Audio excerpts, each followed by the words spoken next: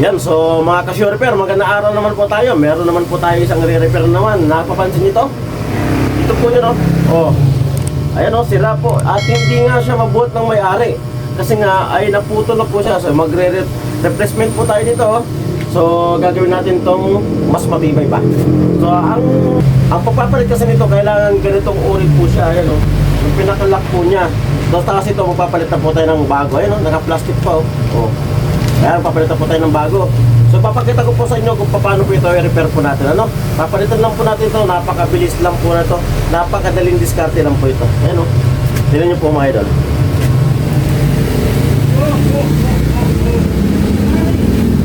Ayan, ito po, Ito po yun mga idol, Yan ang papalitan po natin dito. Ayan.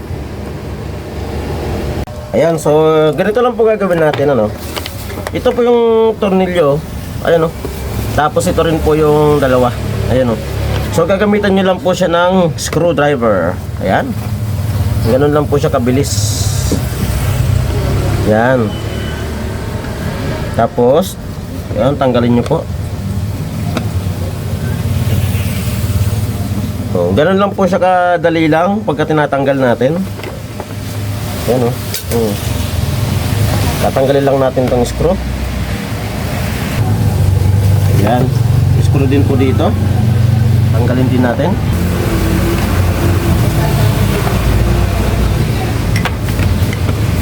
Yung apat na screw lang po itong tinatanggal natin. Apat lang yan.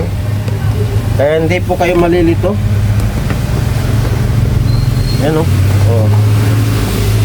Tapos pagka tanggal nyo na po yan, so ito, babalik nyo rin ito. Yan, babalik nyo rin ito. So ito na po yung niya. Ito na po yung sira. Yan, ito na po yung pinakang sira nyo. Yan, So papalitan natin ng ganito na. Maganda na po siya.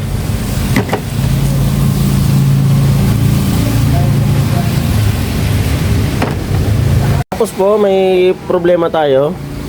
So ito po kasi hindi po yan nakasukat, Pakikita niyo po yung butas.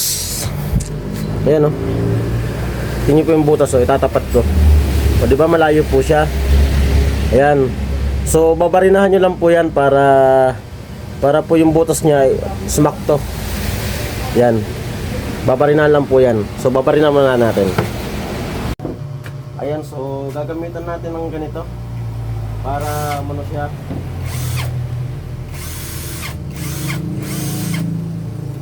Ayan. Ito, babarinahan natin. Ayan.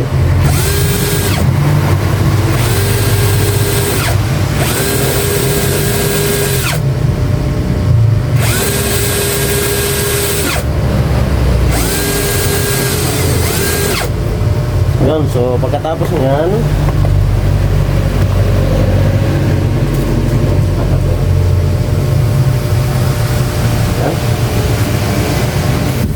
kapag ikakabit nyo na yung tornilyo nyan, huwag kayong matatakot kasi yung tornilyo nyan, yan pa rin ang gagamitin natin dyan.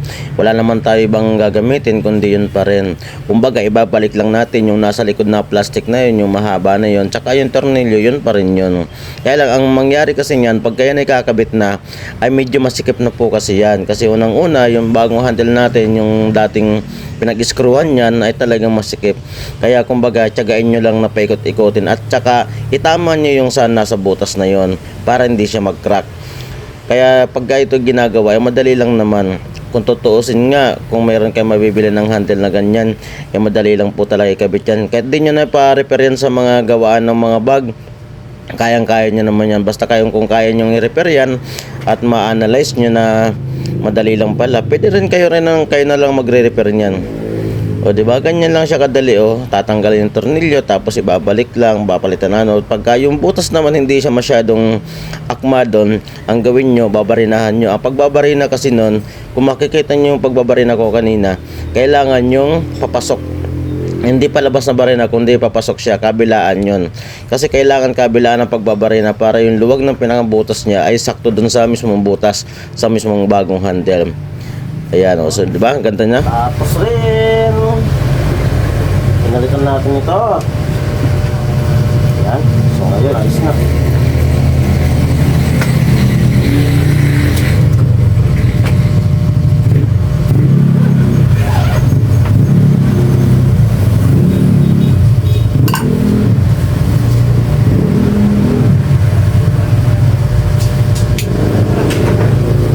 Yan. So ayos na ulit.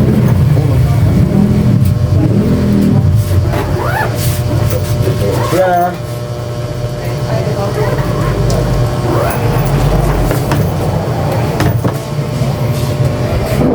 Yan, so ito na po siya mga idol. So matibay na siya ulit. Yan o. Yan. Yes. So ayun na po, natapos na po natin yung traveling bag. Pinalitan po natin ng handle.